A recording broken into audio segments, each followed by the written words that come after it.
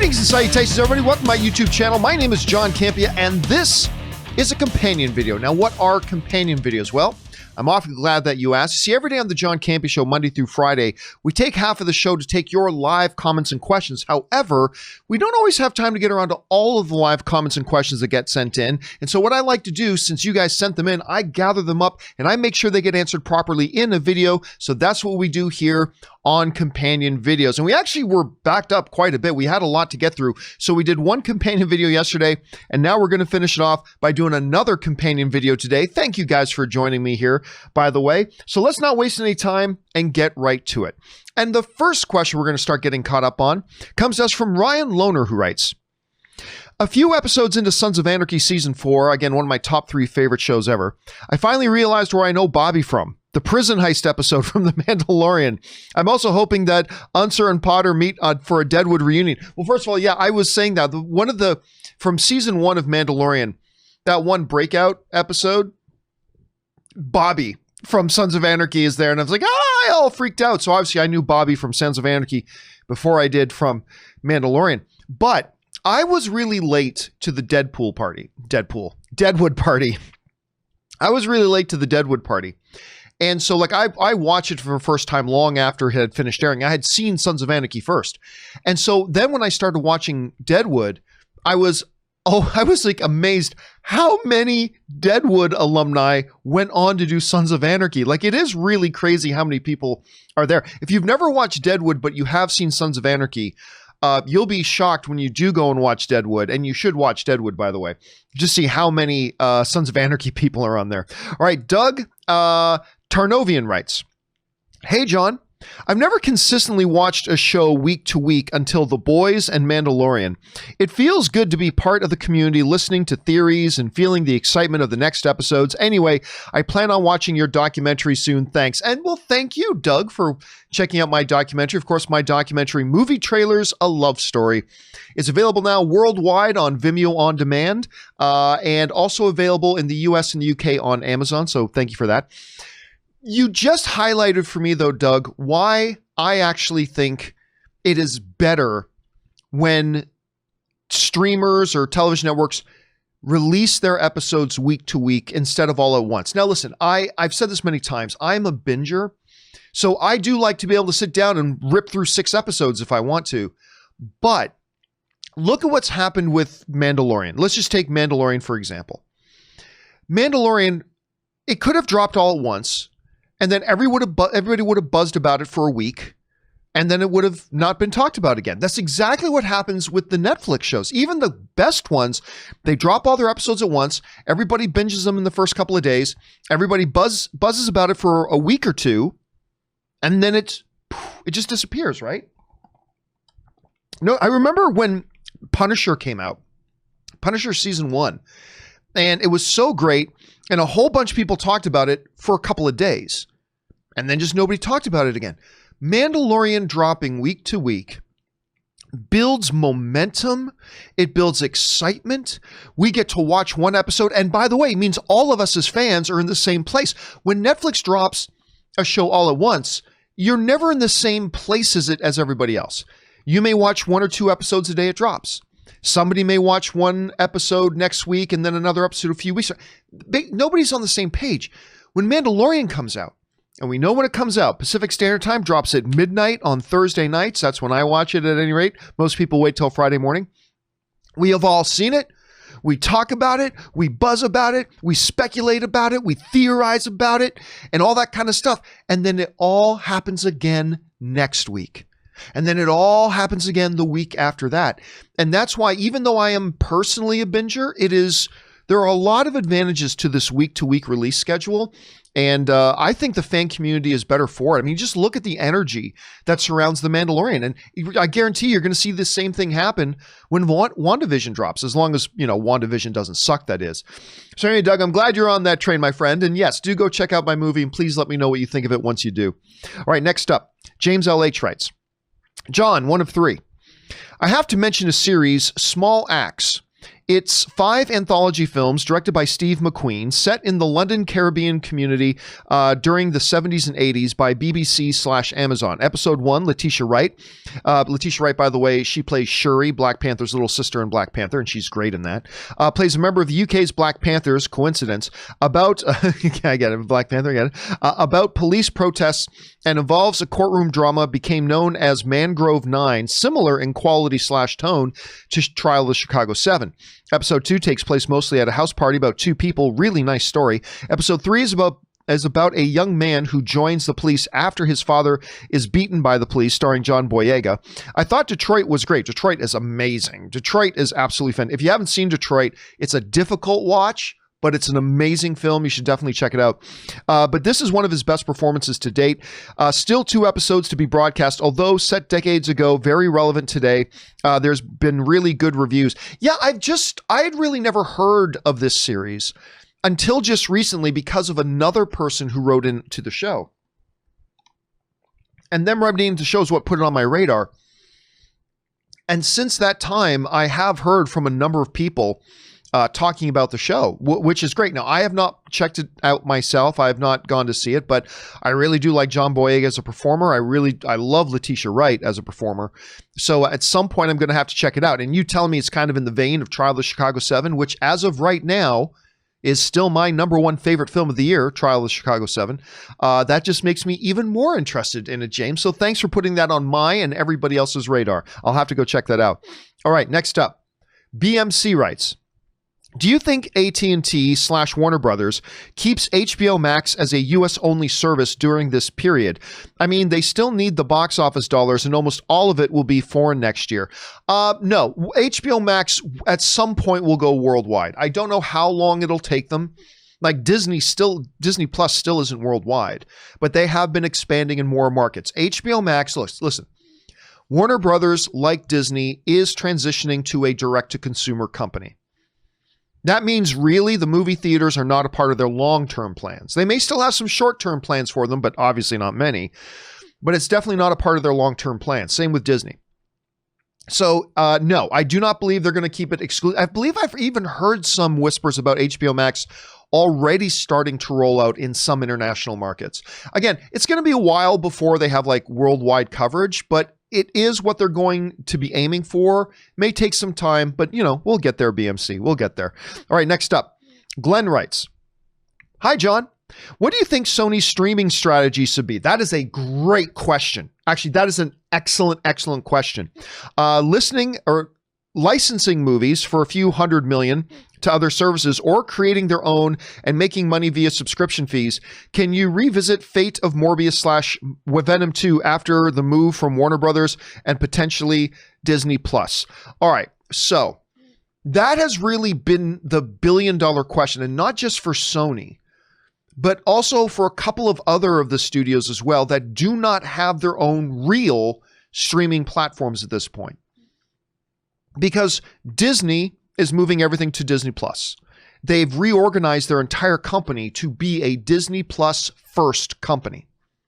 And everything in their company is now aligned to doing that. So all the content they create is going to be destined for Disney Plus, blah, blah, blah, blah, blah, blah. Warner Brothers, kind of the same thing. Paramount has CBS All Access, but I thought they were changing their name to Paramount Plus, which is actually a better name for it. But they have something as well. Sony does not have a marquee streaming service of their own. So I don't know what they do. There are a couple of options on the table for Sony. Number one, they get out of the movie business. That is something that was very feasible a few years ago, but then Sony got a new CEO, and the new CEO is very committed to the movie business. So as long as, and I can't remember the new CEO's name, but as long as that dude is the CEO of Sony, then Sony's going to be making movies. Option number two, they get their own streaming platform really going. Now, I believe they have ownership stakes in a couple of the smaller streaming services, but I mean like a Sony Plus, not that I suggest they should call it Sony Plus, but you know what I'm saying. Like invest, it takes tens of billions of dollars to do it, but invest in getting their own major streaming platform going? Do they have the library of content that can sustain something like that? Can they make enough original material to sustain that? I don't know, but that is one of the options. The third option, which isn't the best option, but might be one they're looking at, is to strictly become a content producing company that then licenses out their content to the other streamers and let the existing streamers bid for their content. Now listen, in 2019, Netflix spent $14.7 billion in licensing content. $14.7 billion in licensing other people's content to put on Netflix. Disney's not going to do that, but because Disney Plus is going to go all original. Warner Brothers still license some other people's content. So there very well still could be a very lucrative market for Sony as strictly a movie production company that creates movies to sell to other companies to play and license to other companies to play on their platforms. That could very well be it. There's going to be a high demand for content. So, and there's probably 3 or 4 other options as well, but you're thinking along the same lines as me, Glenn. What is Sony going to do in the next year or two? I'm going to be keeping, again, I think it's like just fold their movie division or sell it, whatever, develop their own streaming platform, or really realign themselves to strictly become a content production company that then licenses that content out. And there's a lot of money to be made there. There is a lot of money to be made there. So I don't know. We're going to have to wait and see, Glenn. Excellent question. Next up, an anonymous viewer writes, "Hey, John, it seems like your main problem with My Hero Academia is the way the English voice actors portrayed them. I think you should try to watch the next few episodes in subtitles and original language. I find a lot of English dubs to be bad. I've done both. And the problem is still just as bad, because even just take Kashan, right? Even if you just take him, every time he speaks, he's got the X's on the eyes. And I've tried watching 1 or 2 episodes just with the subtitles, and it's still conveyed. Like, there's a lot of good stuff about the show. I even did start season 2, but season 2 is not very good. Like, season 2 is like 7 episodes just happen at the same sporting event. And like, it just drags out. And again, still Deku and Kashan, and they all just still talk the same way. And it just became annoying. I officially gave up on it on Saturday. I watched a couple more episodes of it. I believe I got to the end of season 2. I and I was like, I tapped. I can't take it anymore. Again, and it's too bad because it's a really interesting mythology, a world with quirks, and I love the All Might character, love the mythology behind All for One and One for All. I love all that, but it's just too annoying to watch. It's such a different experience than when I was watching Avatar: The Last Airbender, which I really ended up really enjoying. But I can't take My Hero Academia anymore.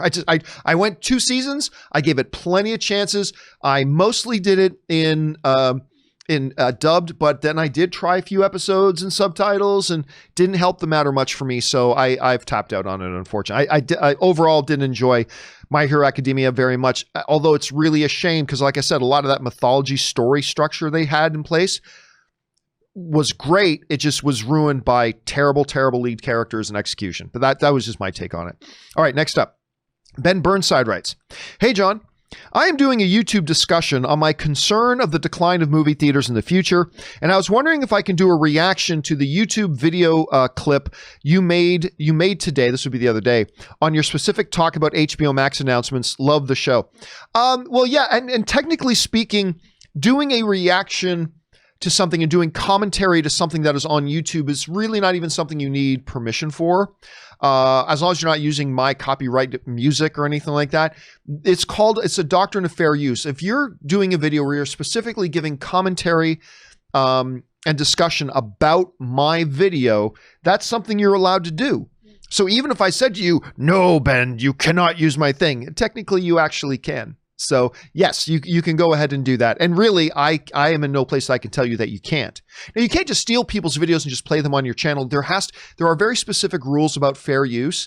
But yes, if the very specific usage of any of my video clips is to give commentary and whatever about my clip, that falls under fair use. Again, go and read up on some legal on the legal doctrine of fair use and educate yourself on it. But yes, you can do that, Ben. Thanks for asking, though. All right, Ben also writes, do you look straight at your camera when talking on your show, or do you look at a live screen of yourself that's on your computer when talking?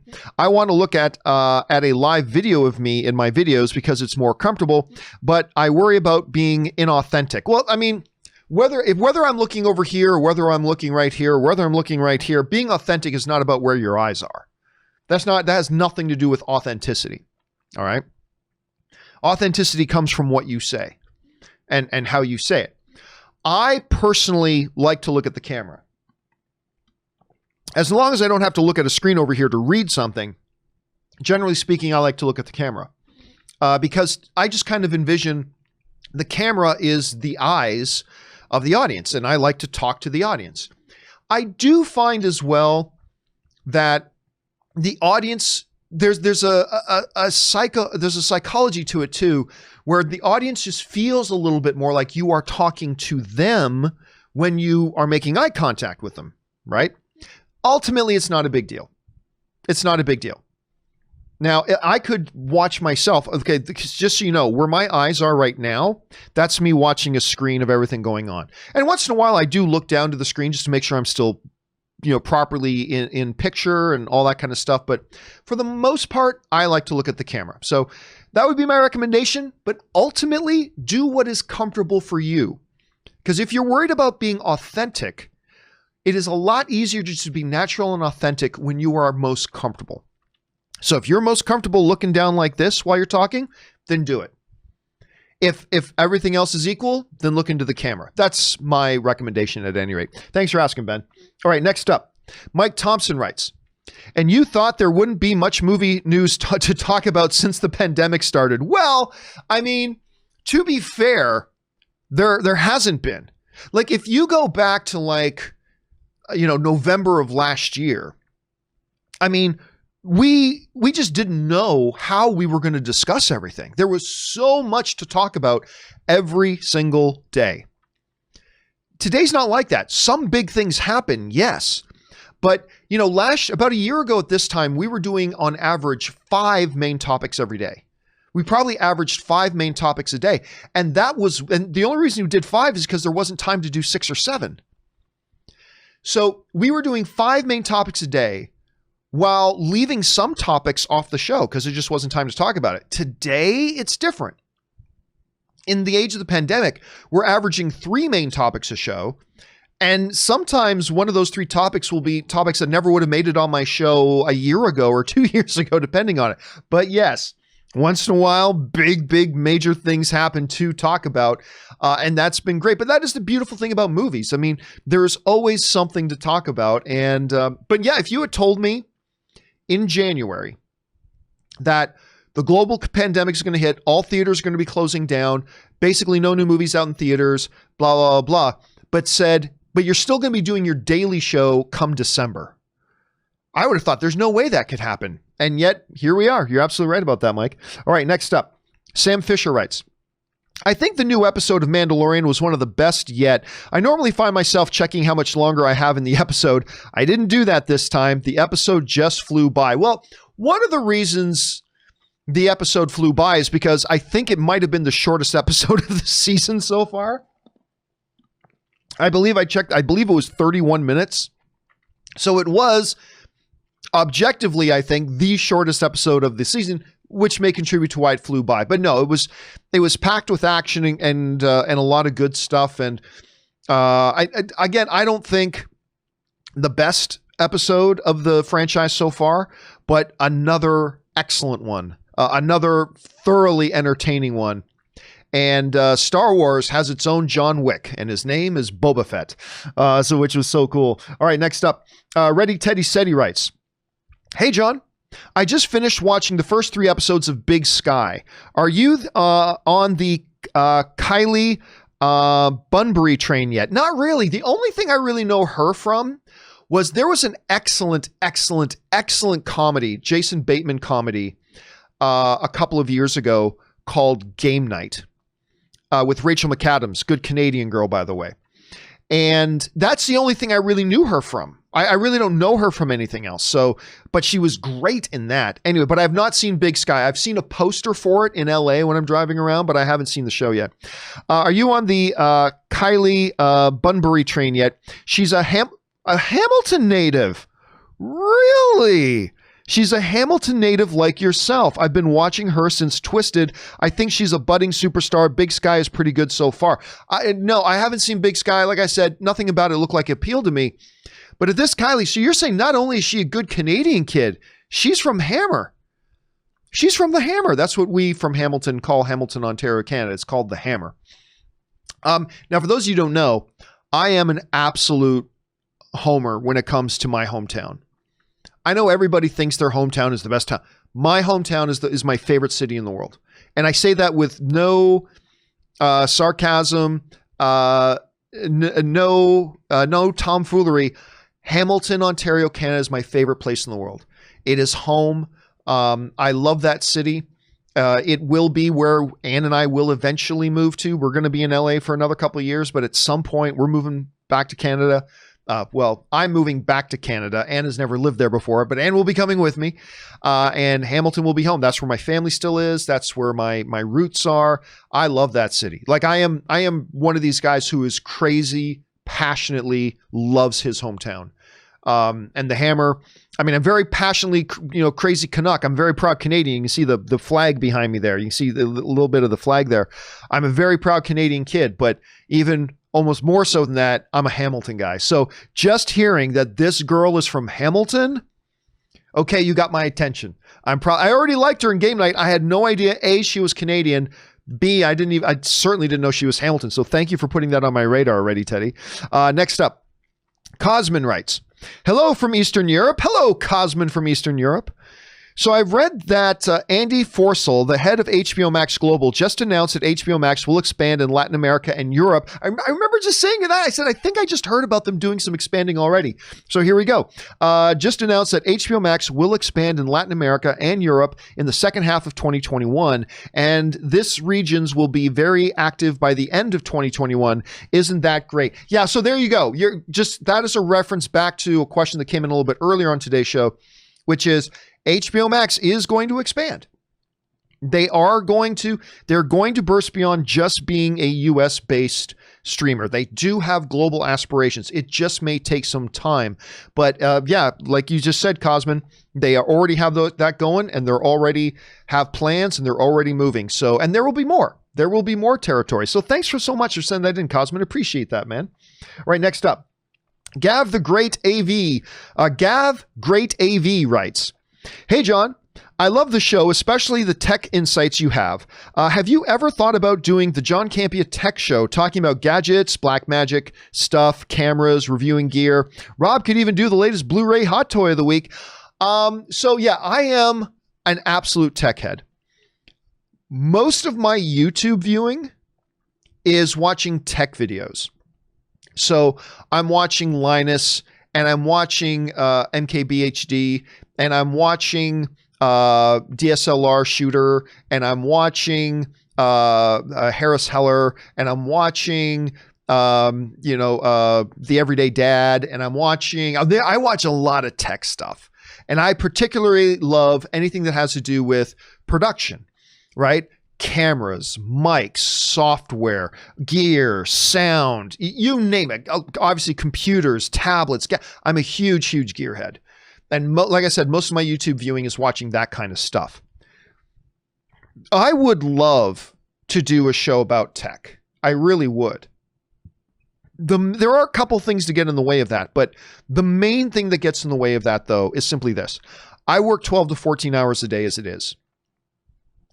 There's a reason why, like, even some of these big guys like MKB and stuff like that will do like one video every couple of days, like 1 8-minute video every couple of days. It takes time to do that kind of stuff, right? I do a 2-hour show every day. And I simply just don't have time. Like, there are a lot, like, first of all, look, if time was an unlimited resource, on top of doing my movie stuff and streaming and television stuff, which I love, I would also do sports. I would totally do a sports show, particularly an MMA show. But I would, I just finished watching the New York Jets just choke a game away with 5 seconds left in the game. No, that was quite exciting. They were playing the Raiders. So I just finished watching the Raiders-Jets game. I am huge into sports and huge into tech. So I would love to do videos and stuff like that, but I just don't have the time. I mean, that is ultimately is the bottom line. Like, here I am on the weekends doing shows. Like, I did a show yesterday, and I'm doing a show yesterday, Saturday, and I'm doing a show right now today on Sunday. So I'm doing a show 7 days a week, and I'm working 12 to 14 hours a day to produce the John Campea Show. And then there's other stuff on top of that. And I would love to do that sort of stuff. Love to do that sort of stuff. I simply just don't have the time. But thanks for asking, Gav. I appreciate that. All right, and anonymous viewer writes, has there been any headway made to get HBO Max onto Roku? Yes. I do know that the negotiations are ongoing. The deal that was made, HBO Max made their deal with the Amazon Fire Stick finally. And the terms of that deal will lay the groundwork for what their deal with Roku will be. It'll happen. I believe it'll happen before Wonder Woman hits HBO Max. HBO Max will want HBO Max on Roku before Wonder Woman comes out on December 25th. So, yes, I do know negotiations and talks continue to go on. I hear they're going well. So I think it'll be on there before Christmas. Maybe not, maybe shortly thereafter, but things are still moving. All right. Our friend Kevin Rubio writes in, John, last episode of The Mandalorian, holy F, it's going to be a long week. I mean, I'll tell you what, that is the one thing about each episode of The Mandalorian. The episode ends and then you realize, damn, now I got 7 days to wait until the next episode, right? And it's only Sunday right now. I still have days to wait until the next one. But that is the hallmark of a great show, right?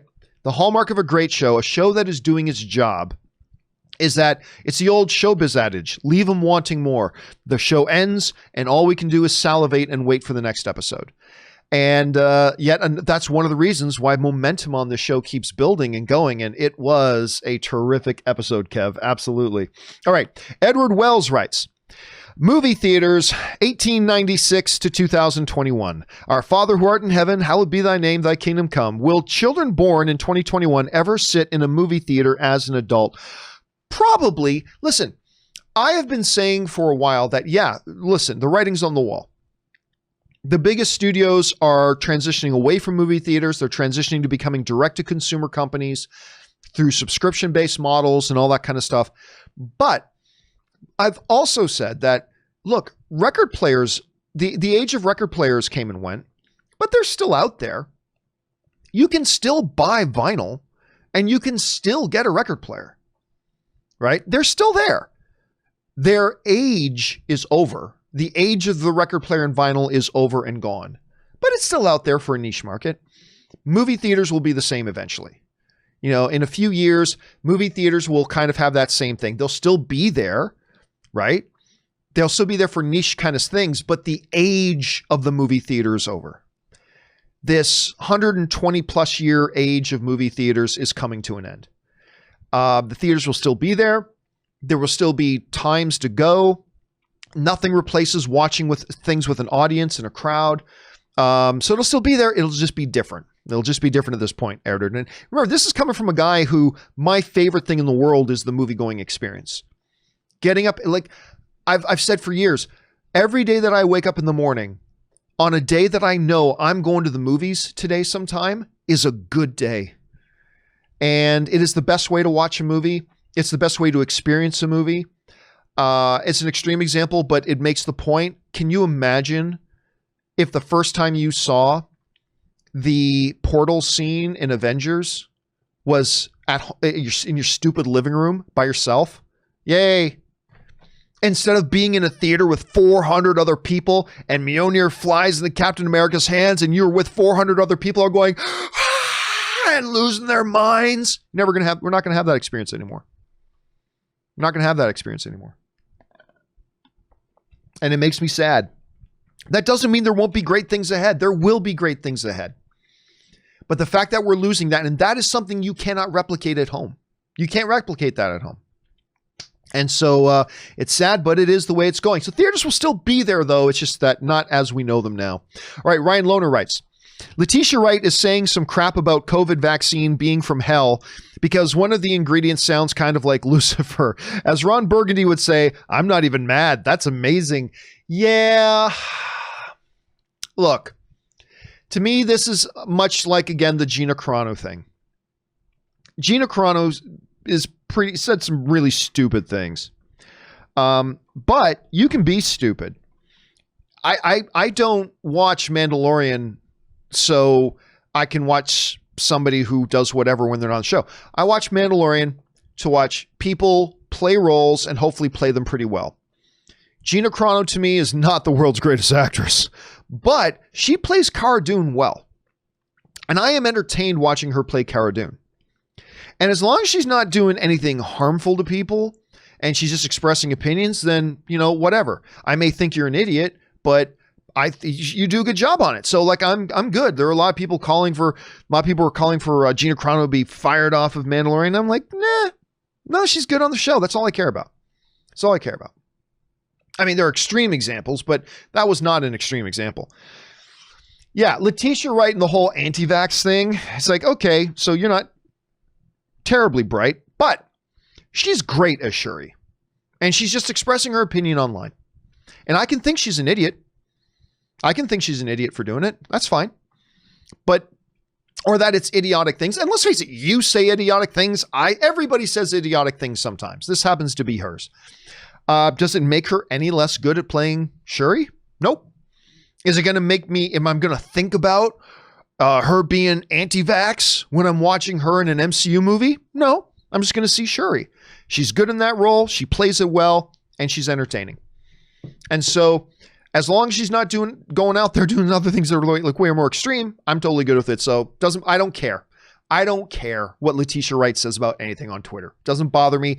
I don't watch her playing Shuri in an MCU movie because I care about whatever her medical beliefs are about vaccinations. I don't care. Doesn't bother me. I can have my own opinion about what she's saying, but it doesn't affect whether or not I want to watch her in a show. Know what I'm saying? So anyway, that's just me. All right, next up. Loverboy writes, on a positive note, just bought tickets for Wonder Woman 84 for Christmas Day in Dolby, and the theater was almost full at half capacity. After this Warner Brother announcement, it gives me hope. Some people still love the theater experience. I pray it doesn't go away. Now listen, there are going to be people like me who will still want to go and see a movie in a theater when they can. The sad part is, prior to the pandemic, every showing of Wonder Woman 84 would have been sold out in minutes on opening weekend. Every screening of Wonder Woman 84 would have been sold out within minutes of things going online.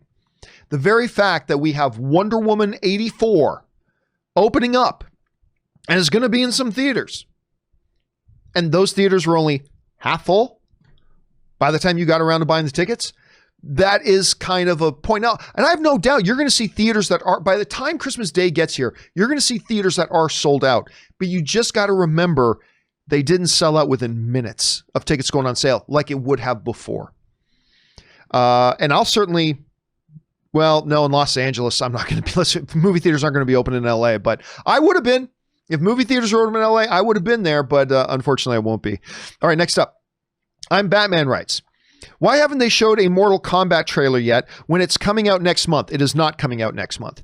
Or have they put one out? By the way, I said I was going to try Zevia. Well, I did, and I have to say that I did not like it at all. Sorry about that. Hey, I don't make Zevia Cola. I don't care if you like it or not. And I admit, the first time I had a Zevia, remember, I started drinking Zevia. They don't even sponsor me, these stupid assholes. They don't even sponsor me, despite the fact that more cases of Zevia have been sold because of me than anything else they've ever done in their lives. But I started drinking Zevia because I had to get off.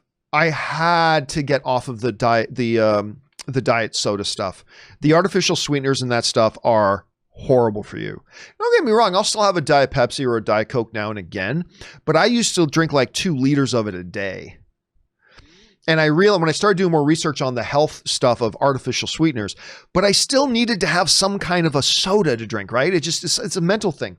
Somebody recommended Zevia to me, which is a no calorie, but also no artificial sweeteners. And I did a little bit of reading into it. It's like, oh yeah, it's legit. And the first time I had it, it's like, well, it's different, but the taste has really grown on me. But don't apologize to me.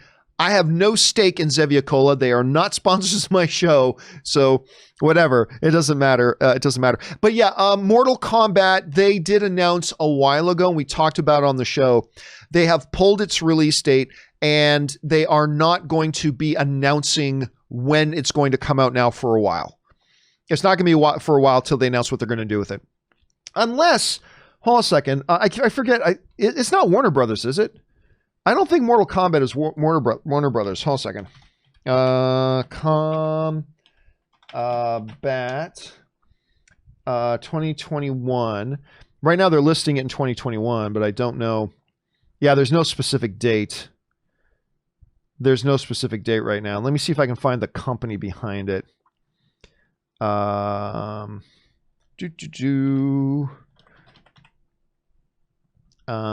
see here. Company credits. Okay. So the production company. Oh, you know what? You're probably going to see it you're probably going to see it go to HBO Max, because it is Warner Brothers that's behind it.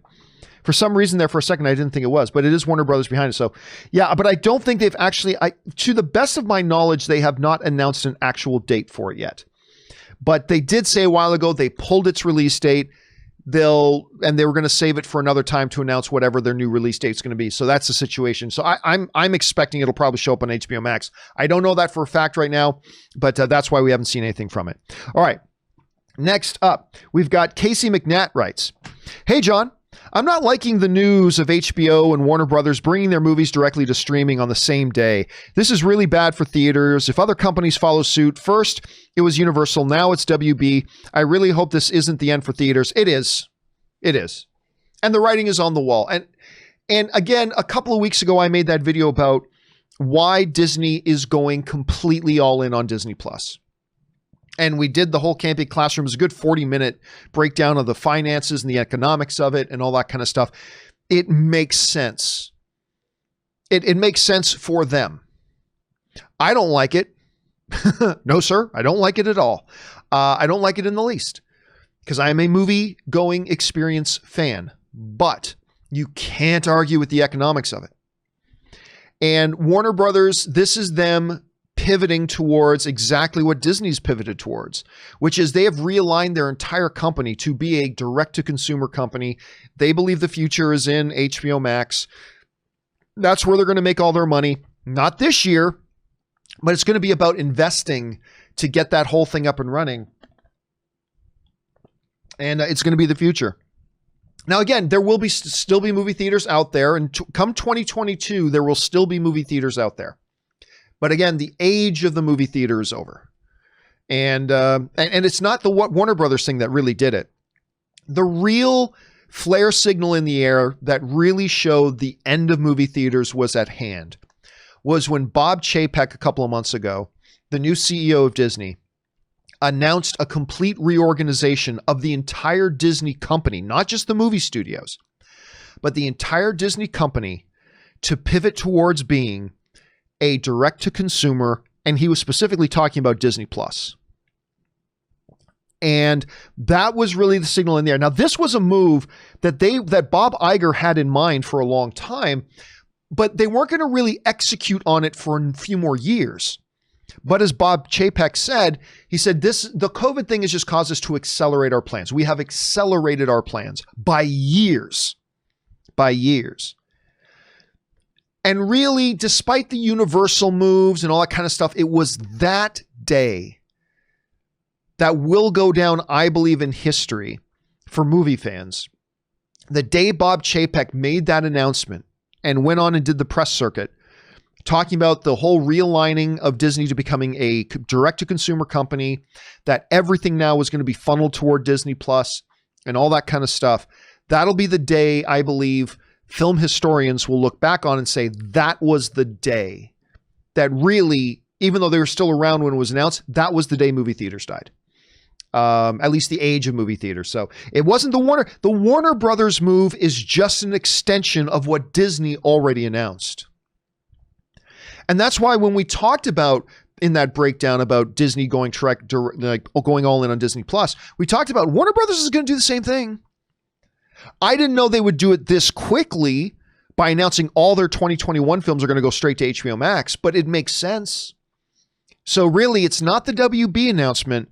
This has been a reality for a couple of months already. We're just seeing it manifest now, which sucks. But hey, things go through evolutions. The movies are still there. Movies will still be movies. So there's that, Casey. There is that. But yeah, hey, listen, I'm going to keep my fingers crossed that somehow, some way theaters come out on the other side of this. I just don't think it's going to happen, but I'm going to stay hopeful. I will stay hopeful. All right. Chris Warden writes, while WB's announcement is likely another death blow to the theaters, I can absolutely see what Warner Brothers is thinking. Sacrifice a few billion now in the hopes of making tens of billions over the next 10 to 20 years. It's definitely a big gamble. It is a gamble, but it is the way things are going. Like we said, and when I did the economic breakdown for Disney going over to Disney Plus, we showed that by the end of 2023, Disney could very well be making $7 billion in profit from Disney Plus alone. Wrap your heads around that. That by the end of 2023, Disney could be making $7 billion a year in profit just from Disney Plus. Put that in context. In 2019, Disney as a whole, parks, experiences, merchandising, toy, movies, streaming, whatever. When you take all of Disney, the entire company of Disney, they made in 2019 $11 billion in profit. That includes everything. 60-something billion in revenue, but $11 billion in profit. By the end of 2023, they could be generating $7 billion in profit just from Disney Plus. These are types of numbers that these companies like Warner Brothers, they can't ignore.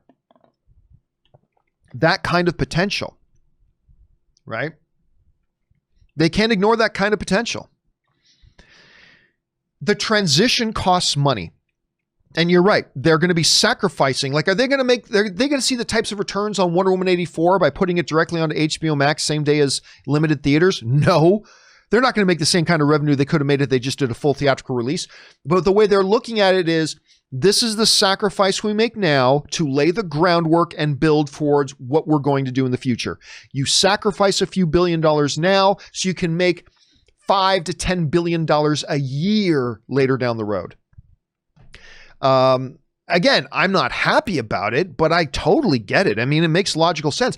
And it's not as big of a gamble as you may think. We addressed one question on the on the companion video yesterday, where somebody was talking about Warner Brothers is taking a huge risk here. Is it that big of a risk? Right? Somebody wrote in yesterday, understandably, and they said, why are they announcing moving all their films in 2021 to HBO Max when they haven't even waited to see how it works out with Wonder Woman 84 yet? And my answer to that was, because they've already seen that the model works. Netflix has been doing it for years. The subscription-based model works. And they didn't have to do their own trial and error to see if it worked. They know it works. They've seen it work for years.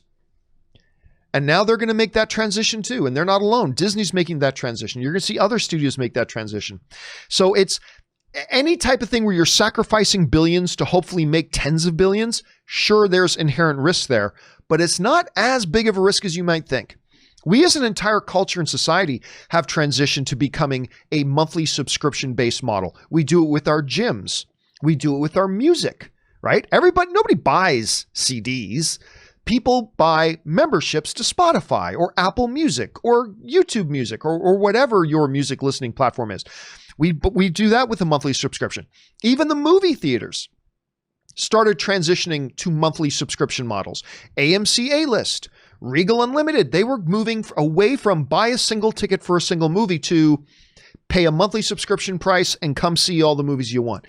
Everything has moved towards that. So it's, again, Warner Brothers trying to get more invested in that model. Not as big of a gamble as you might think. All right. Mischievous Gremlin writes, hey, John, to all the wrestling fans out there, I want to send out my condolences to the first ever Intercontinental Champion. That's right, Pat Patterson passed away.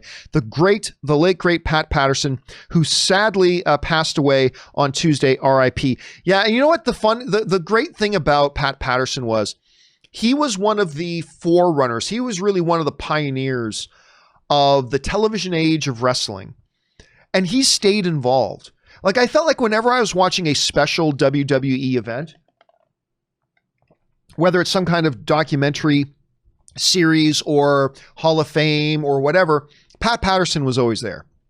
Like, Pat Patterson stayed involved with the company.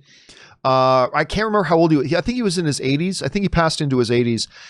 But yeah, hearing about the passing of Pat Patterson was sad, and truly one of the pioneers of that entire entertainment industry, Mischievous. Thanks for bringing that up, man. All right, Freddie writes, not going to lie, I thought today's Mandalorian episode, this was obviously on Friday, I thought today's Mandalorian episode was going to be filler episode, but I was pleasantly proven wrong. I love today's episode, got goosebumps. Are you doing a spoiler discussion again today, and what do you think about it? Yeah, so every Friday, Ann and I do a Mandalorian episodic spoiler discussion at 4 p.m. Pacific Standard Time on Fridays. So and then once that's done, we're going to do the same thing with WandaVision, once WandaVision launches. And again, you know what? There hasn't been any filler episodes this season. Every episode this season has brought in elements of the story because the journey is the story in Mandalorian. Not all shows are like that, but Mandalorian is, and I don't think there's been a single filler episode I think every episode this season has been great. Yes, even the damn Ahsoka Tano episode, even I have to say that episode was great. For those you don't, I don't like the Ahsoka Tano character, but it was a great episode. And seeing the amazing performance of Ahsoka Tano by Rosario Dawson, who I completely adore, even I had to say, wow, bravo, that was a great episode. And then this one with Boba Fett, oh my God, it was so good. All right, next up, Pierre writes, hey, John and Rob, if he's in. Obviously, Rob's not here right now. Yesterday, in the same hour, Quebec government announced Christmas celebrations, and Warner Brothers announced they were killing the movie theaters. Two of my favorite things gone. At least I have the John Campea Show. Thank you for all you do. It means a lot. Oh, thank you so much for that, Pierre. I love Quebec. I swear, me and some friends of mine, every once in a while, we would drive. Not only would we go into the province, but we would go to Montreal and we'd go to the Old Quarter. One of my favorite places was this place to eat.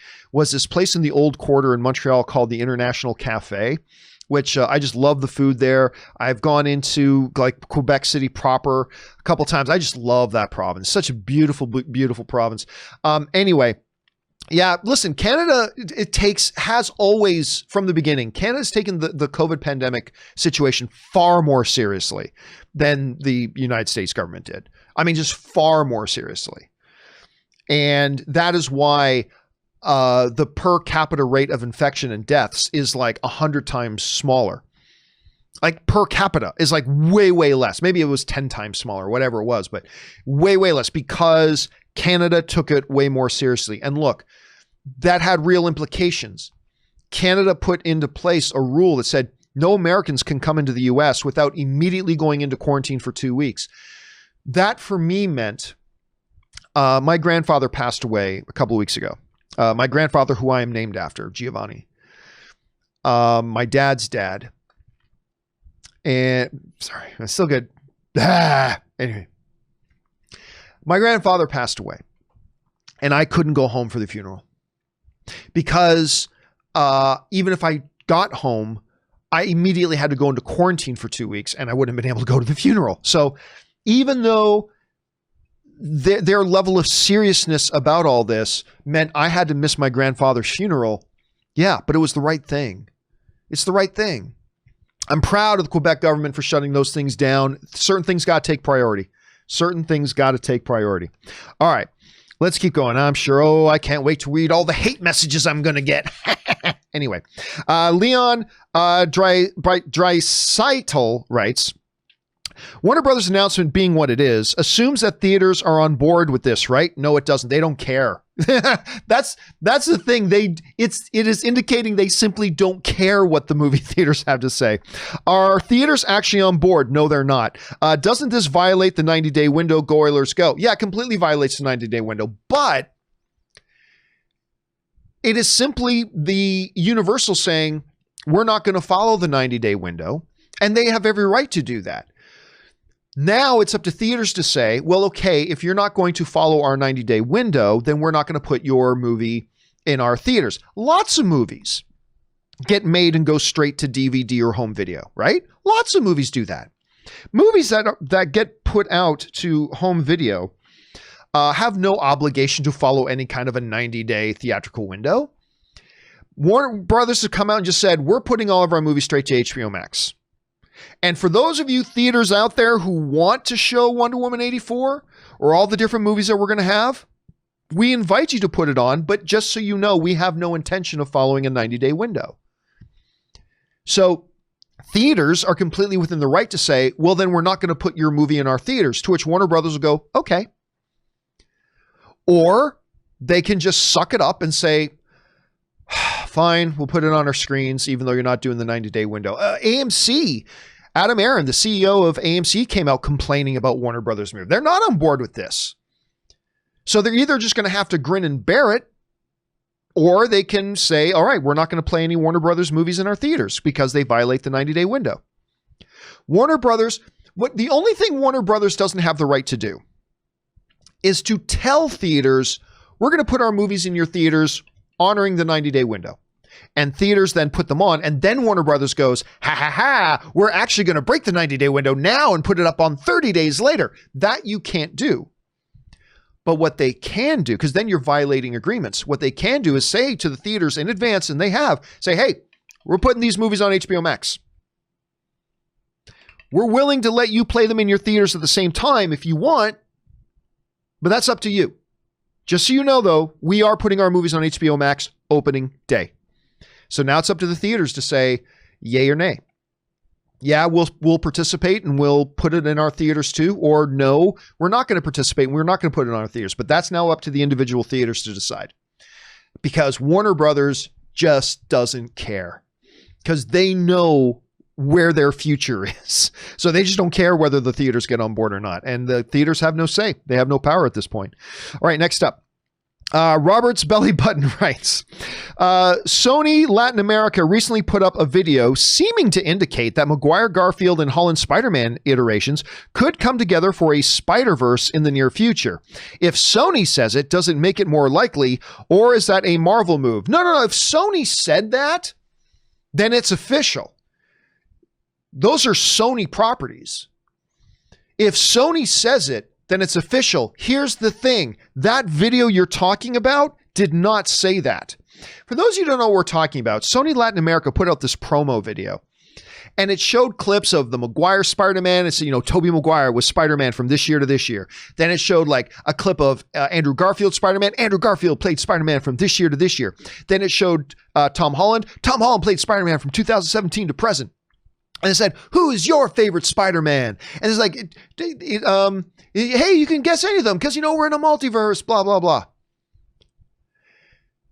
Then some people took the radical leap to say, that was Sony telling us they're going to put Andrew Garfield and Tobey Maguire in the next Spider-Man movie. And it's like, no, it didn't. I watched that video. That's not what it was saying at all. But, I don't think that video, while that video does not in any way give any more credibility to the notion that we might see Andrew Garfield or Tobey Maguire in the next Spider-Man film, it doesn't say that at all, and it doesn't give any more credibility to that. It also doesn't take away any of the possibility. Like, I still believe Maguire and Garfield showing up in another Spider-Man movie is highly unlikely. But, as I keep saying, we live in a world right now where Jamie Foxx is coming back as Electro. Something you never thought that would happen. We live in a world where Ben Affleck is going to come back as Batman. Something nobody ever thought would happen. So there still exists a possibility that we live in a crazy world, man. That could happen. But that video does not speak to that. You know, I first saw headlines saying Sony hints that Maguire, they're coming back. I'm like, really? Wow, that's bold for Sony to do. And then I watched the video. I'm like, that is not what the video said at all. You could interpret it in such a way, but as soon as people started interpreting it that way, Sony said, whoa, whoa, whoa, whoa, whoa, that's not what we were saying. And they pulled the ad so they wouldn't spread false information, right? Again, though, I don't think that ad suggests anything either way. I don't think it makes it any more likely that we're going to see them, but I also don't think it makes it any less likely that we're going to see them. I don't think them making that video takes away from the idea that we could see a Maguire and a Garfield with Tom Holland. But it also was not, to me, I watched that video just objectively, just watched the video and like, yeah, that at least it was pretty clear to me they weren't trying to hint at anything. And the moment people started to interpret that as a hint, Sony took the responsible step of pulling it. Because, oh, we don't want it. Okay, if people think that video was us saying that Maguire or whatever, okay, then we better pull it down because that's not what the case. But again, it doesn't mean it's not going to happen. But anyway, yeah, that was just my interpretation of it, Robert. Despite what every other outlet is running with, I watched that video. It didn't seem like that's what they were hinting at all. But just to be clear, if Sony comes out and says, Maguire and Garfield are going to be in the next Spider-Man movie, well, then that's it. It is officially official. It is take it to the bank. It's 100% official at that point. So take that for what it's worth. All right. Chris1529 writes, I don't think it's the death for all theaters, but if your local 4 to 5 screen home theater, I think for those that want to go see a movie on a big screen, they will have to drive to the nearest mid-sized city. I mean, again, that's kind of what I've been saying, Chris. It's not that all the death, what I think we're facing is the end of the era of movie theaters, right? Kind of like in Lord of the Rings when they say the age of the elves is over. It's now the age of man. The age of movie theaters is over. It is now the age of streaming. That doesn't mean that all movie theaters are going to disappear. I do believe they will still be around, much like records and whatever. It's just going to be very different. It's just going to be very, very different. They'll still be there. It's just going to be completely different. So I think you're right, Chris. All right. Hippo writes, let's say movie theaters never come back. How much money is the Campea household investing in their own home theater room, complete with popcorn machine, movie theater recliners, and A+ picture and sound? Well, I've already got pretty much really good A+. Like I've got a 75-inch 4K ultra high def or ultra high HDR, ultra high dynamic range, high dynamic range, HDR, I should say. So I got 4K HDR. 75-inch, gorgeous, fantastic TV. I've got this wonderful, thanks to the good folks at JBL who sent me this incredible surround sound system. I've got everything I need. And the new house that Ann and I are buying, which I'm so excited about, the new house Ann and I are buying has a great room for it. But I might eventually spend a little bit more money in it. Maybe some better recliners, although I love my sectional sofa. I have my sectional sofa of my dreams right now, but may spend a little bit more money and stuff like that. But yeah, because that's going to be where we're going to watch all my movies from now on. So I'll probably invest a little bit into that, Hippo. I probably will, as probably will a lot of film fans, I'm guessing.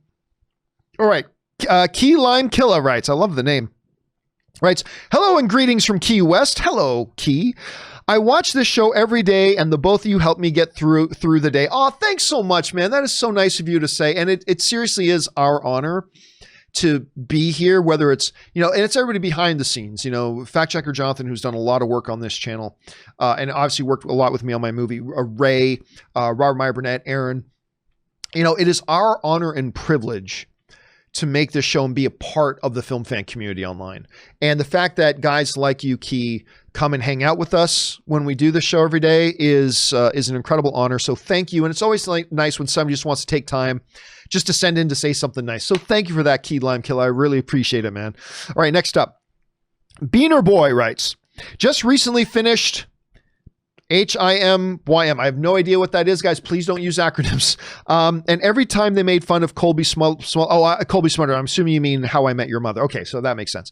Every time they made fun of Colby Smolder's character for being Canadian, I would think of you. Also, let's go to the mall. That's a big Canadian thing to do. I know I did that. Limeridge Mall, Hamilton, Ontario. I wonder if that girl from Big Sky would go to the Lime Ridge Mall in Hamilton, Ontario, Canada, like I did. I'll have to go and look that up. But anyway, yes. I love Colby Smulders, by the way. I think she's great. It's too bad she just had this show. What was Beantown, Hardtown, Griptown? I can't remember the name of the show. You know what? Why don't I just look it up? I'm forgetting the name of it. Colby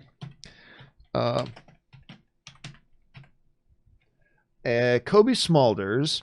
The name of the show she was just doing was called Stumptown. That's it, Stumptown. And it had Johnson, what's his name? Jake Johnson from New Girl was in it. It was not a bad little show. It wasn't great, but not a bad little show. Just for those, I'll bring it up here on screen so those of you can know what I'm talking about. It was not a bad little show. And like I said, I really like Colby Smulders. I really do like her quite a bit. And Michael Ealy I never know how to pronounce Michael Ealy's last name. Whenever he's in something, I just think he's terrific too. But it was a nice little show. I think I heard it got canceled though. I think I heard it only lasted the one season. Did it only get the one season? I think maybe it did I don't think it got renewed for a second season, which is too bad because actually, again, not a great show, but I thought it wasn't a bad show. Anyway, thanks for that, Beaner Boy. Next up, Tanu writes, Oscar Isaac is Moon Knight and Solid Snake? I'm not ready.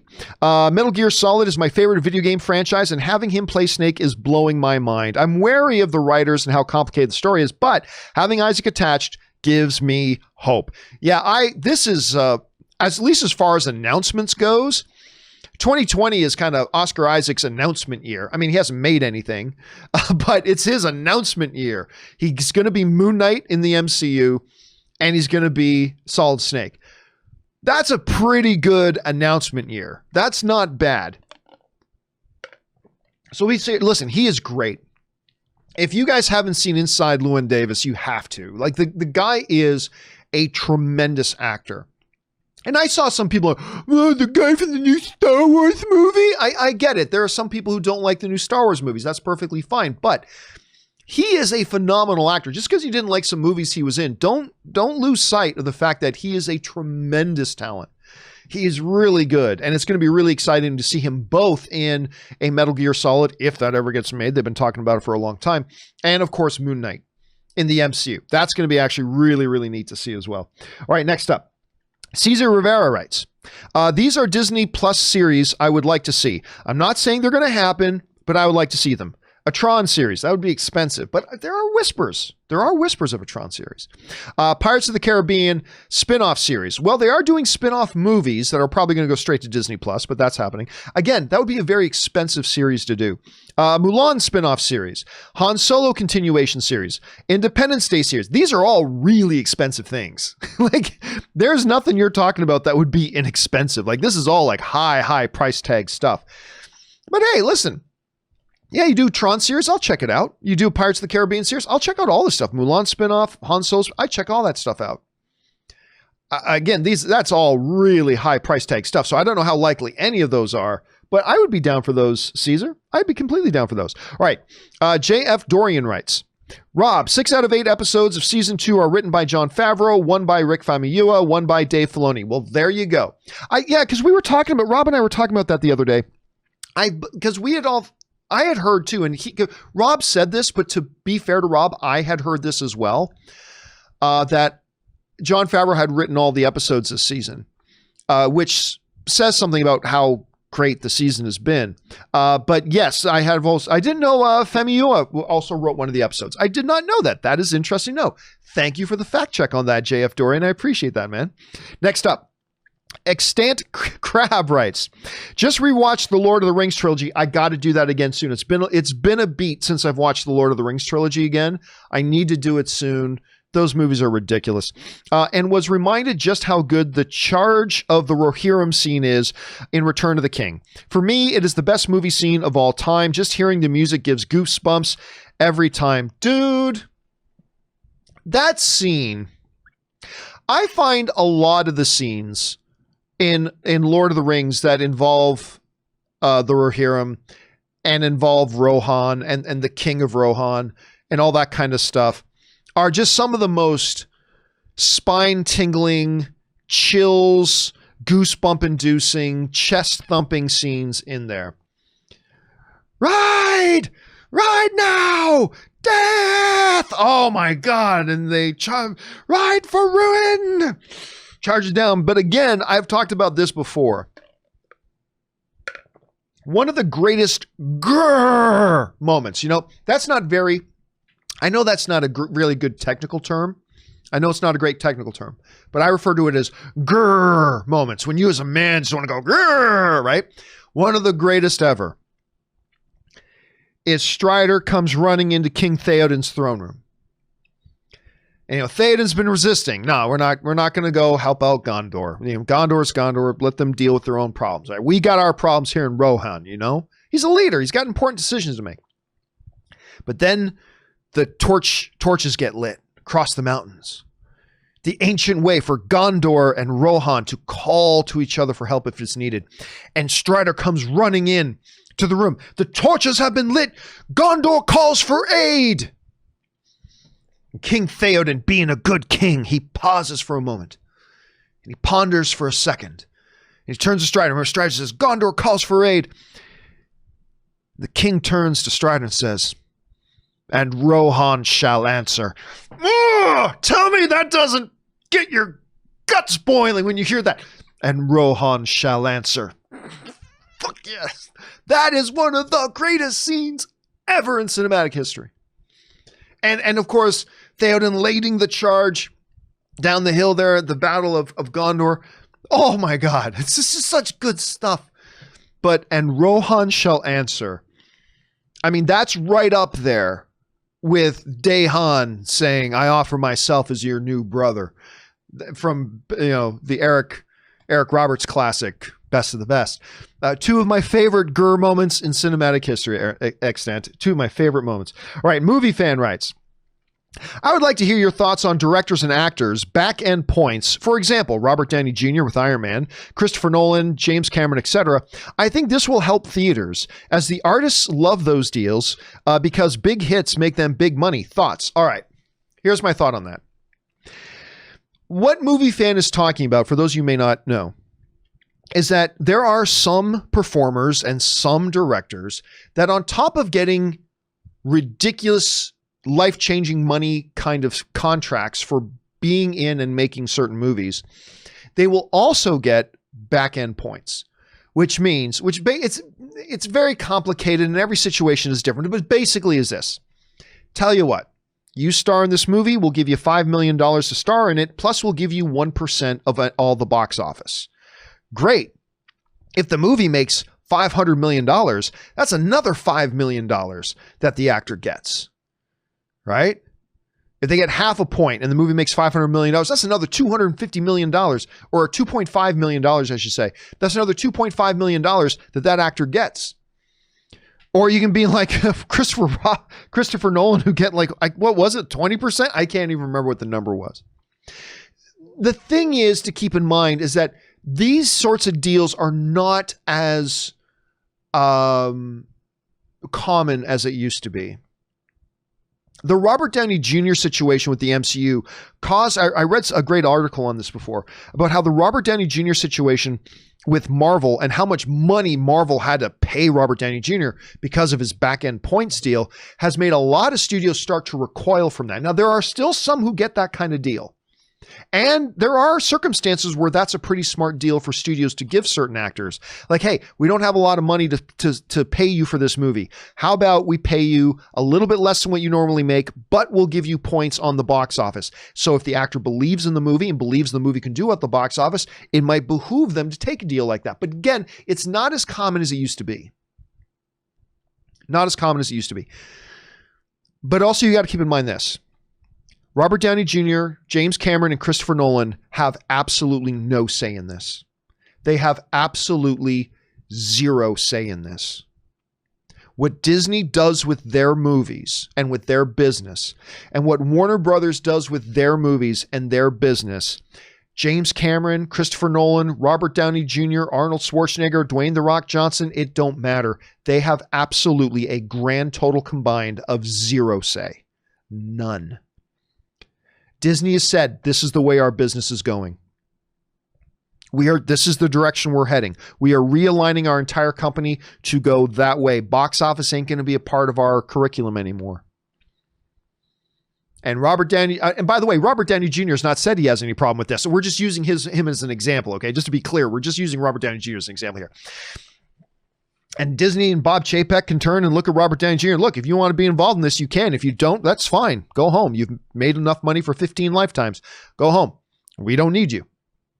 That is the way we're going. Now, Warner Brothers can want to, and they do, they want to stay in the Christopher Nolan business. They want to make Christopher Nolan movies, absolutely. But they're not going to let the overall direction of their entire company be dictated by any filmmaker or any actor or anybody at all. This is the direction they're going. And if you want to come along with us and make movies, great. And if you don't, fine. But the industry is changing. That's not to say there's not going to be some opportunities from filmmakers and celebrities in the immediate future. There may still be, but long term, this is the way they're going. And they will have absolutely zero say in it. The only time, there's going to be a very small window of time between now and the end of 2021 where maybe some actors, like we bring up the Dune situation. Let's say Timothée Chalamet, who is starring in Dune. Let's say he had a back-end deal, a back-end points deal on box office for Dune. I don't think he did, but let's just for argument's sake say he did. Well, that's a contract that he's got with Warner Brothers. And if Warner Brothers is now going to say, we're going to basically forego the theatrical experience, it'll play in a couple of theaters, but really we're going to HBO Max first. What Warner Brothers would have had to have done is then approached anybody like Timothée Chalamet who happened to have back-end points deals, and they would have had to have negotiated with their representation in advance to take that out of the contract. So let's say, and again, I don't think Timothée Chalamet did have back-end points. I'm just saying, let's pretend he did, and let's pretend he added 2 percentage points of whatever box office Dune was going to make. Okay, so Warner Brothers would have had to have gone to him in advance to say, look, we're no longer going to put this movie out in theaters. We have a contract with you to give you back-end points. So how about this? We will cut you a check for an additional $2 million for you to agree for us to remove that clause from the contract. And they'll work it out, right? They'll work it out. So for 2021, there could be some issues they had to deal with, but long-term, it just won't be a problem anymore. And like I said, these filmmakers and actors, whatever, they simply won't have a say. They just simply won't have a say. All right, Mr. Hoover writes, hey, Campea crew, I don't want movie theaters to die. Neither do I, man. Can a law be put in place by the Supreme Court that says, by the way, the courts do not make law. Let's just be clear about that. Courts do not make law. Courts interpret and enforce law. Courts do not make law.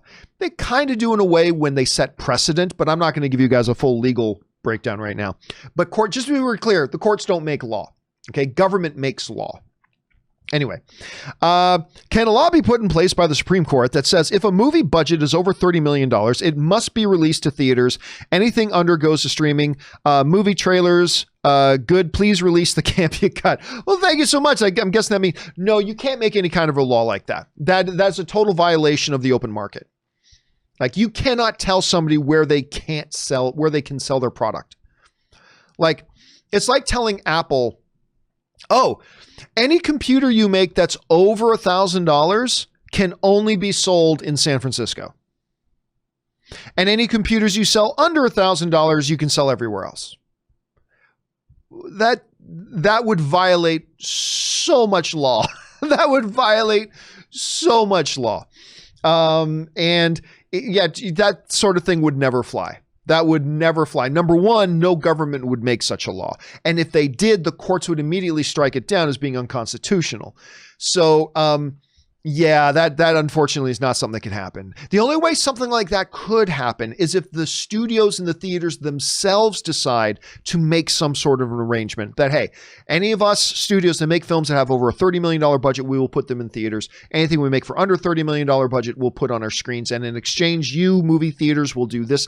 I mean, that could happen, but it would have to be them that does it. No law can be made that would force something like that. It would be struck down immediately as being kind of unconstitutional.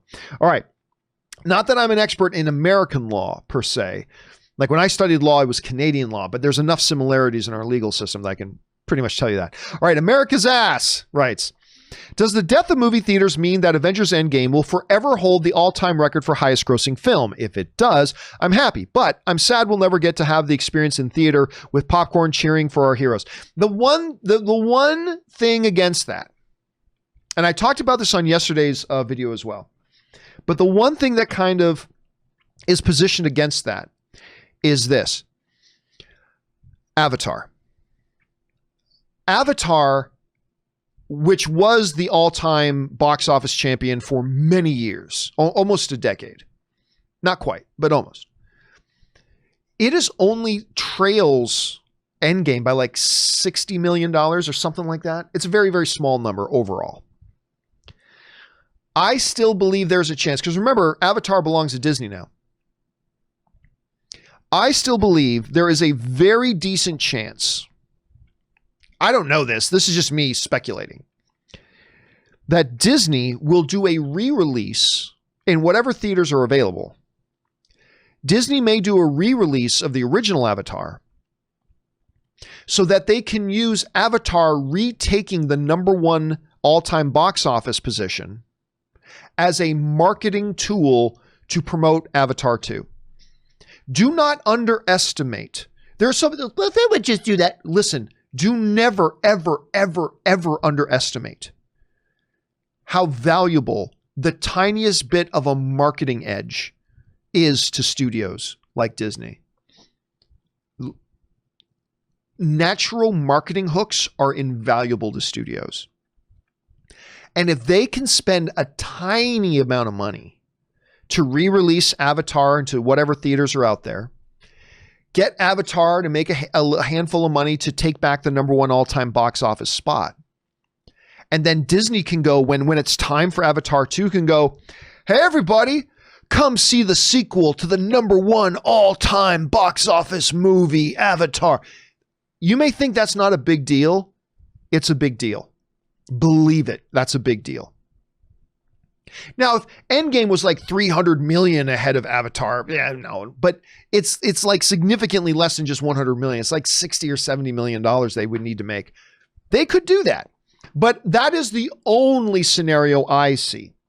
America's Ass. It's the only scenario that I personally see that could theoretically stop Endgame from being the overall all-time box office champion. But again, Endgame is also a Disney movie. So maybe after Disney does that with Avatar, they do the exact same thing with Endgame, so that when the next Avengers movie comes out, Disney can go, come see the follow-up to the biggest box office movie of all time, Avengers Endgame. And they literally could leapfrog each other throughout the rest of history as the #1 box office film of all time. But only Avatar has that chance.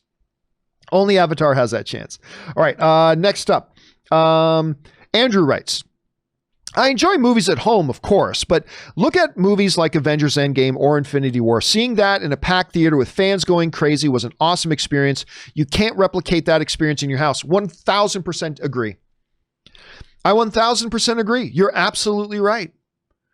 It is just something you can't replicate. And it is something that's the magic part of movies.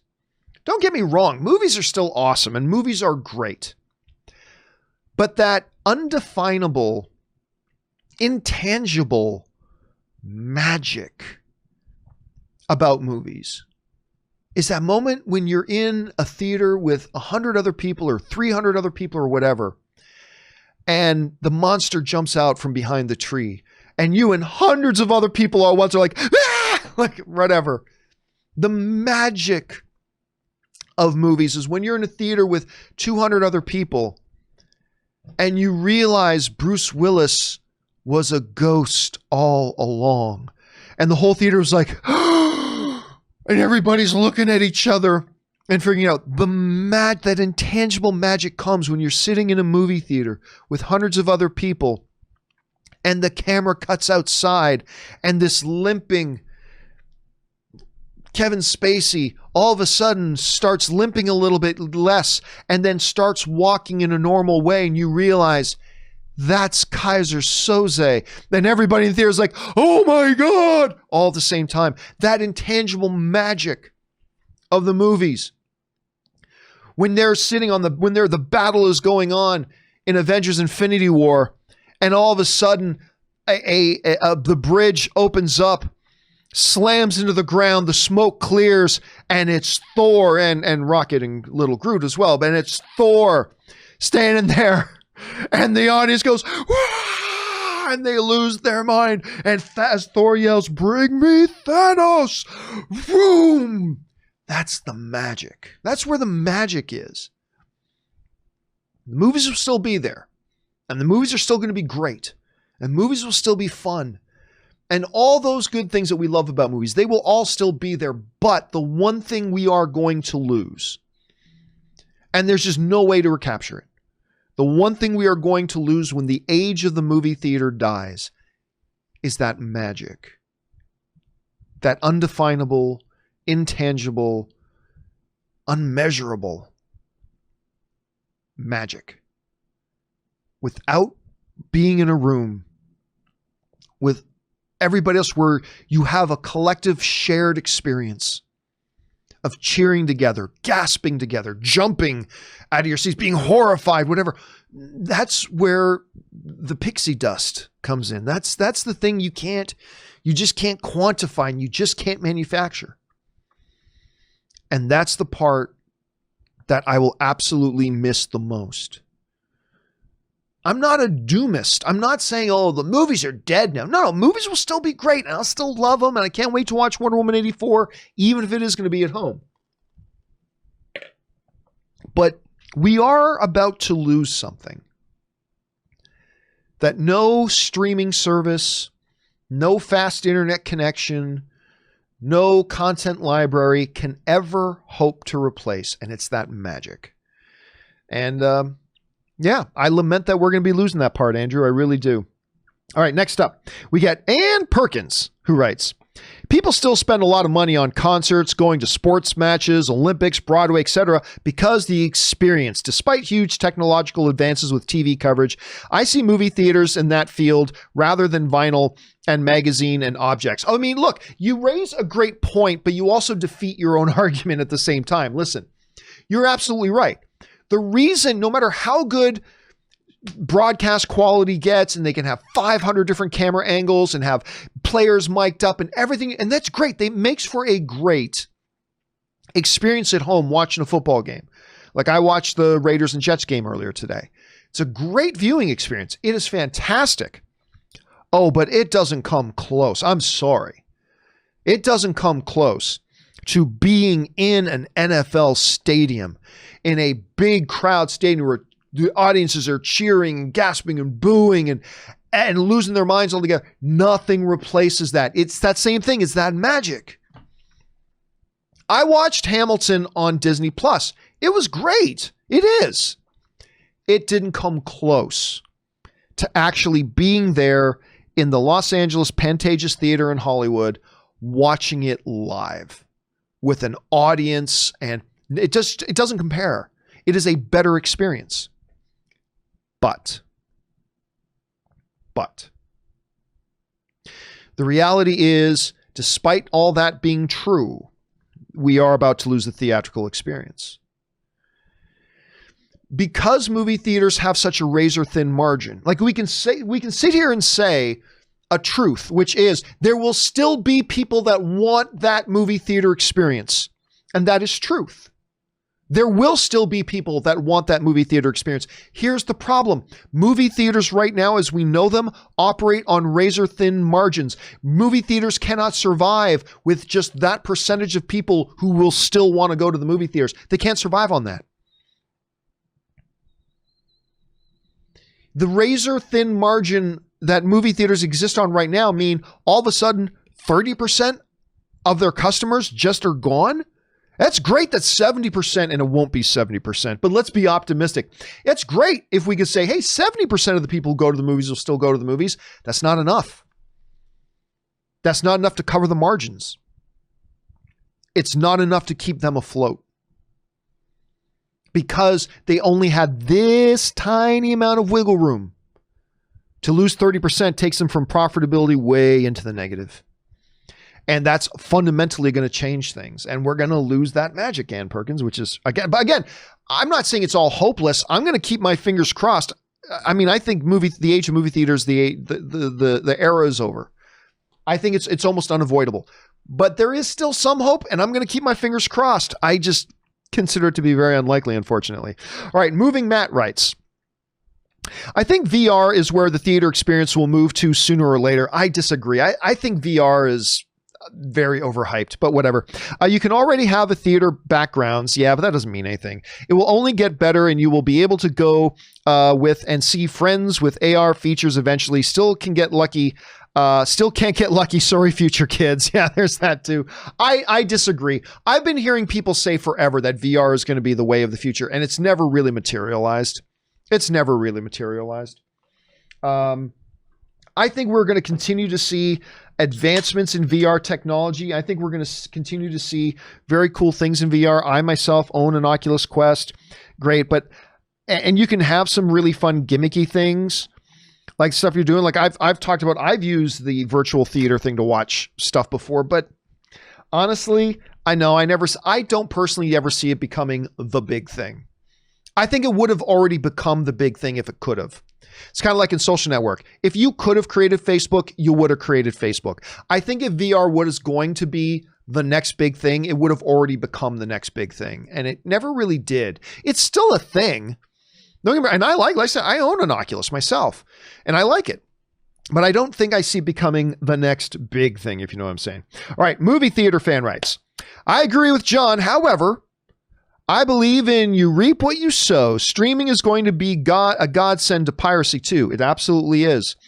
There are websites out there that you can watch movies and TV shows for free, that the tables will turn on studios. Treat theaters the way you will be treated. Listen, as a matter of fact, tomorrow on the John Campea Show, we're going to be talking about, I'll bring this up here. Give me 1 second. One of the stories we're going to be talking about tomorrow on the John Campea Show is this report from Bloomberg saying that things like Mulan, we're already starting to see big spikes in piracy from these movies that are skipping theatrical releases. We're seeing huge spikes in piracy. And again, this is from Bloomberg. So we're going to be talking about that a little bit on tomorrow's episode of the John Campea Show. So you're right. I think piracy is going to hit a whole new level. But again, I've always said this, the thing that kills piracy is when you make content easily available at reasonable prices. You know, when you look back in history, it really wasn't litigation that killed Napster. What really ultimately killed Napster was the fact when iTunes started coming out, this was a big deal back in the day. When iTunes started coming out and this whole notion that you could buy individual songs for $1.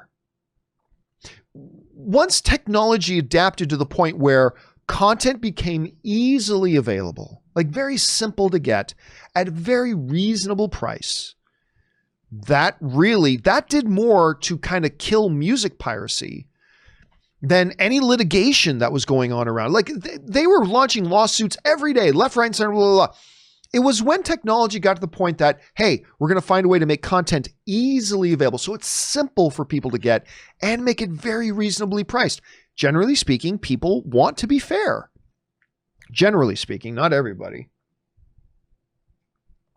And I think if these streaming platforms can get to the point where, hey, listen, it's going to be easy to get the content you want, and we're going to make sure it's very, very fairly priced and very reasonably priced for you to do so. If and when they do that, that will become a big hammer. But when you get these things like these premium, like for $35, you can watch Mulan, everybody went, F that, I'm going to go pirate it. And that's exactly what we saw happen. And it was a disaster for them. But we'll see how that kind of evolves. All right, guys, just got time for a couple more here. Next up, we've got James L.H. writes, John, about your movie, which I love, you may plug it before continuing. So, hey, my movie trailer's a love story. Go check it out now. Anyway, thank you for that. You may plug it before continuing. So do you know what the big question is on your next project, don't you? Is it part of the shared cinematic universe? You can't seem to make a film nowadays unless it is. Yeah, no, I already know what I want my next project to be. I already know what I want my next project to be. And I was ready to start moving on it in February or March, maybe even April. I was ready to start moving on it probably more like March or April. But then Ann and I found a house. And now I don't know if I'm going to be able to afford to do my next project, to be honest with you. I don't know if I'm going to be able to afford to do my next project. We'll see how good. And listen, movie trailers, A Love Story has already gone beyond my expectations. So thank you to everybody who's checked out my movie. And if you haven't yet, get on out there and check it out. I think you'll find it very interesting if you're a film fan. But my next project might have to wait till like later in 2021, maybe 2022. We'll see. But I already know I want my next project to be. It's not shared cinematic universe stuff, but that's actually a really good topic, James LH. I like the way you're thinking on that because that's a really good topic. All right. Jacob Waldrop writes, I know you do not like talking politics. I really don't. But since this is about movies, do you think the government should consider bailing out the theaters, considering how many jobs are involved? Do you think there is even a chance it happens? I'm looking for hope. All right. I used to have one answer for this, but now my answer has changed. You bail out an industry. Like, listen, COVID is nobody's fault, right? It happened. I mean, maybe it's somebody's fault, but I mean, it's not the theater's fault. COVID is not the movie theater's fault. The movie theater industry became just got hit by this COVID truck through no fault of their own, right? It's not like the movie theater business has been a badly mismanaged business, and because they're so badly mismanaged, they're going to go out of business. No. They were doing okay. They were surviving. Razor thin margins, yes, but they were surviving and they were making money and everything's fine. And then through no fault of their own, this thing came along and just killed an entire industry, not just an individual business, an entire industry.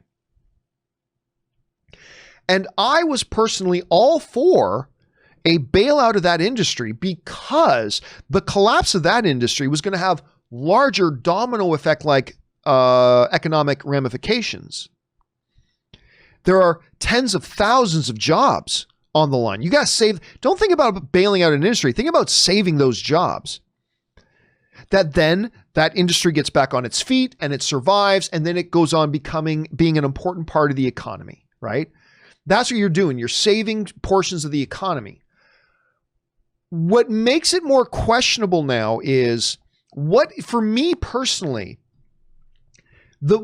so I was all for it. I was all for government bailing out of the theatrical industry because I thought that would be good for the economy overall moving forward.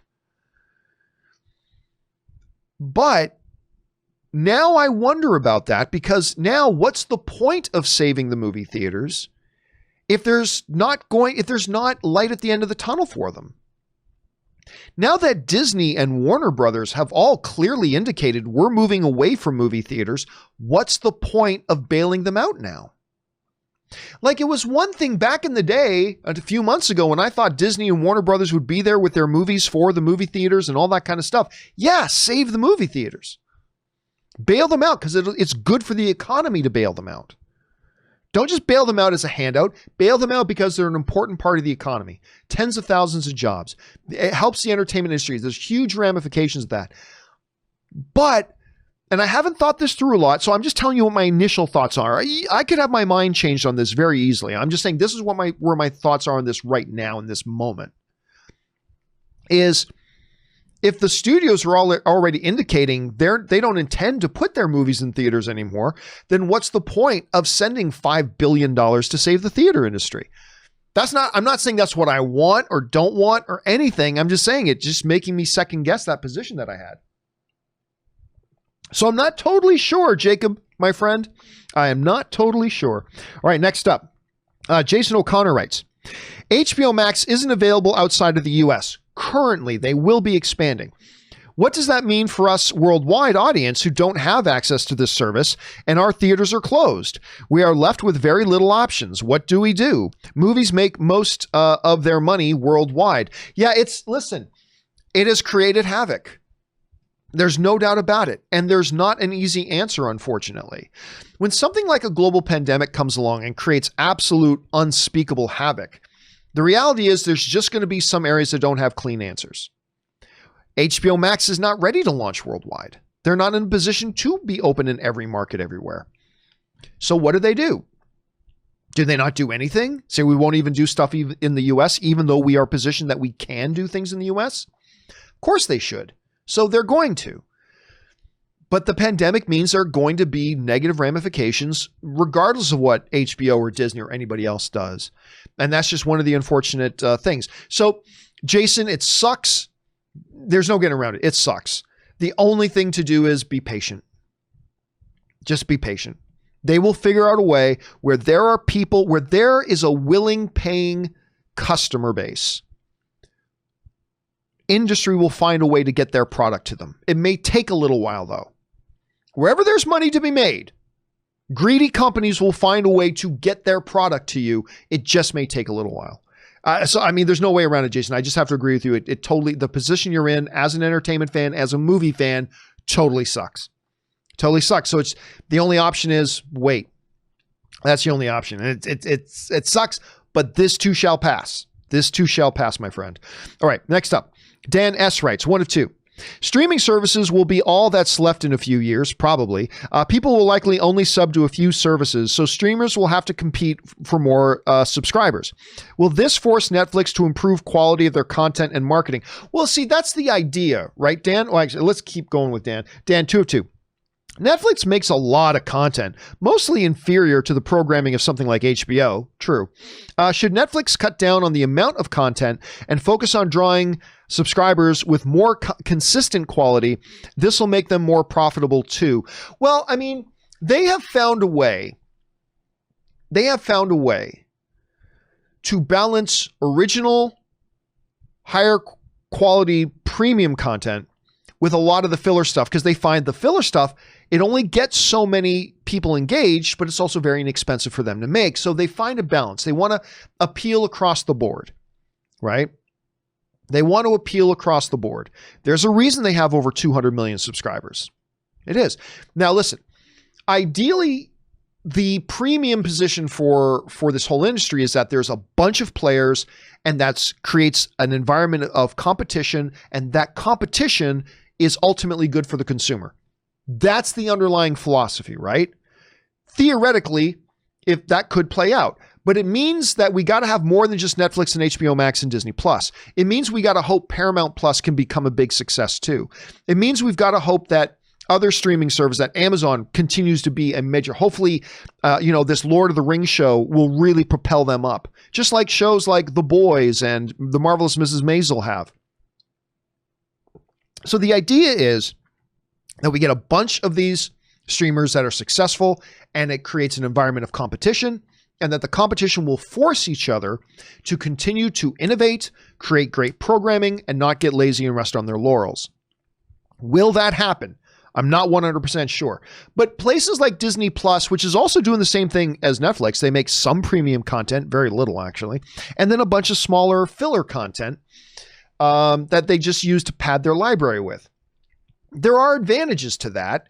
And like I said, smaller price tags. So we'll see how they kind of evolve that. But again, hopefully we'll have more than just 2 or 3 strong competitors. Hopefully we'll have 5 or 6 solid competitors, and that will force each other to really up their game. And that's how capitalism's supposed to work. Will it work like that in this situation? I don't know for sure. We will find out soon enough. All right, 2 more questions, guys, then we got to wrap it up today. Dan Murphy writes, hey, John, just read an article from the Hollywood Reporter that they are making a female lead Plastic Man movie. That I just heard about that myself. Could you explain this to me? Isn't Plastic Man, well, a man? Will it be retitled Plastic Woman, Thanks and Stay Dirty or Filthy? It's irrelevant. It really doesn't matter. Look, it's not like Plastic Man is some icon. I have no doubt there are some very, very insecure men who are going to go, that are suddenly going to pretend like Plastic Man is some important part of their past. Let's be honest. Plastic Man is not a big deal to most people.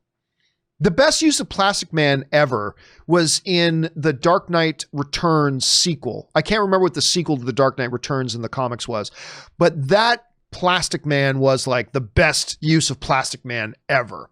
Anyway, if I'm thinking about the right guy. Anyway, nobody really cares. the gender of that character is irrelevant because it's not like Plastic Man is not Batman. Plastic Man is not Superman. So nobody gives a shit. There are going to be people who pretend to give a shit just because it's an issue of them giving a role to a woman, and some insecure men can't handle that. But it really doesn't matter. It doesn't matter. So they will clearly not call it Plastic Man. They'll call it something else. And it doesn't matter. It's either going to be good or it's going to suck.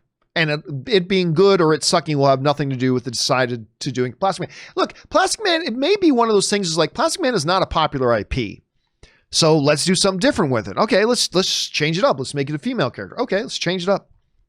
So yeah, that's my guess. They'll probably make it, they'll probably just call it Plastic Woman or Plastic Girl, or just might even call it Plastic. I don't know. I don't really care. This is not a big important character to me, so I don't really care all that much. All right. Carla Wilson writes, "Hey, John, my cousins and I absolutely love the movie Far and Away." Oh, a lot of people do. It's a sweet movie. I really don't understand why many people don't. It's got everything: revenge, guns, boxing, gangsters, a horse race, romance, laundry tips. How do you feel about this movie and why? I've always liked it. I never thought it was great. This is the Nicole, if I'm not mistaken, it's the Nicole Kidman one, right? We're talking right about? Let me just bring it up here. Make sure it's the right one. It's the one she does with Tom Cruise back when they were still married. Yeah. Far and Away. Yeah. I mean, I like it. I mean, I've never loved it. I've never thought it was great, but I've always liked it. I think it's an all right movie.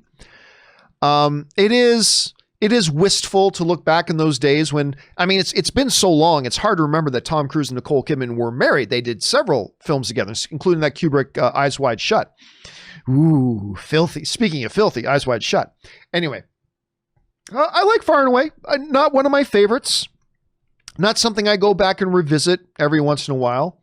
It's got a lot of good elements, not always the best executed. It is, I mean, it's one of the good Ron Howard directed, if I'm remembering correctly, I think Ron Howard directed it. It's one of the good Ron Howard films, but not one of his best ones to me. So anyway, what was the other one? Was it Days of Thunder? I think Days of Thunder is another one that was Tom Cruise and Nicole Kidman. They did another. That was one of the bigger celebrity breakups, as a matter of fact. All right, last one we're going to do today, guys. Then we got to wrap it up. Anthony writes, "Cable companies are starting to see the writing on the wall when it comes to the popularity of streaming." They're not starting to see it. They've known for a couple of years. They saw the writing on the wall a number of years ago. Believe that. My cable bill went from $177 a month, internet included, to $77 a month, internet included, because I threatened to cancel. I couldn't refuse. Well, yeah, listen, that's true of a lot of different types of companies, right? Companies like cable companies and others have specialists called retention specialists, or entire departments called retention departments. When somebody, and their whole specialty is, how do we keep somebody as a customer who is saying they're leaving? And like I said, big companies that are in this type of a field, but specifically cable companies or phone companies or whatever, they will have specialists that are, and entire departments completely dedicated to that one specific situation. We've got a customer who has decided to leave our service. That's where the retention specialists come in. And their job is to however, keep you on. And they can do things that people, like even vice presidents, can't do who are not specifically in the retention department. People in retention have a lot of power. They can offer things to customers that even vice presidents in the company don't have the power to offer. And it only triggers in when the customer service rep realizes, oh no, this person's serious. They're canceling their service. And they'll be like, let me just pass you on to one of our associates. And they pass you on and you'll get the retention specialist. And the retention specialist will probably offer you things that you didn't think you can get, which leaves you wondering, hey, if you can afford to give me this service for $77 a month and still make money off me as a customer, how come you've been charging me $177 all this time? But no, yeah. And the more desperate the situation for cable companies get, the more and more you're going to see these retention specialists offering their customers to please don't leave us. you're going to see that increase even more. All right, guys, listen, we've gotten through just about everything. We're into now Leo, and these are all people who sent in questions after Friday's show. So do not worry, guys. We've now got all caught up on all the things we still had left over as of Friday. We're ready to go in now into the new questions that we will do tomorrow on the John Campea Show. Guys, thank you so much for all of you who for checking out this video, and to all of you who sent in the questions. Number one, because you gave us great fun things to talk about, but number two, you supported this channel while you did it. And all of us here, thank you guys very, very much for that. Guys, please remember, do the four main things. Stay smart, stay safe, take care of yourselves, and please take care of the people around you. That'll do it for me for now, guys. Thanks a lot for being here. My name's John Campea, and until tomorrow's show, bye-bye.